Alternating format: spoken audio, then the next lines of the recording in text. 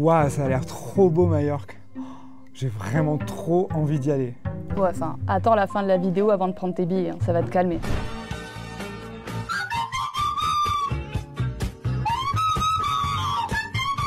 Avouez, vous aussi vous vous êtes déjà inspiré d'un post sur Instagram pour préparer vos vacances.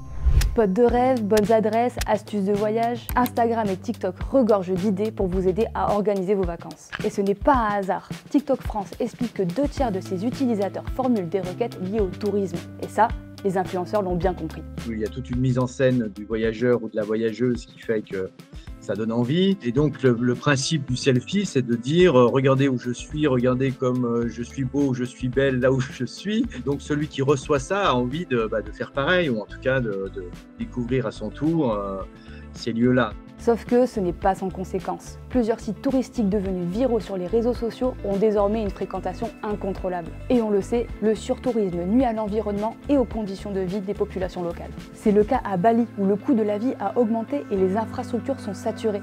Mais aussi à Palma, sur l'île de Majorque, où les habitants se rebellent contre le tourisme de masse. Et même en France, à Étretat, où l'érosion des falaises est due à l'afflux touristique, selon les défenseurs de l'environnement. À tel point que les influenceurs ne sont désormais plus les bienvenus dans certains lieux. Prenez les îles Baléares. Les autorités locales leur avaient proposé de mettre en lumière des sites moins connus, mais l'effet a été totalement contre-productif. Comme pour la petite crique de Calo des Moro, écologiquement sensible et qui se retrouve aujourd'hui assaillie par des touristes après la vidéo d'un influenceur. Cela dit, il y a une raison pour laquelle nous suivons les pas des influenceurs. Selon Rodolphe Le Christin, tout est une question de mimétisme et d'envie d'appartenance à un groupe. Ajoutez à ça la capacité de diffusion énorme des contenus sur les réseaux sociaux. Il y a un pouvoir de capacité d'imitation qui est démultiplié. Ce mode de communication, c'est fait de chacun d'entre nous un agent de promotion du tourisme, malgré lui, et de manière quasiment gratuite d'ailleurs.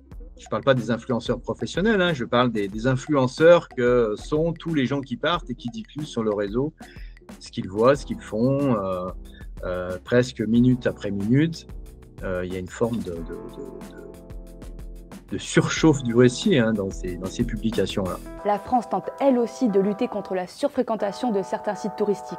En 2023, le gouvernement proposait de s'appuyer en partie sur l'aide des influenceurs. Le but, qu'ils sensibilisent leurs abonnés aux effets du surtourisme et proposent d'autres destinations moins connues.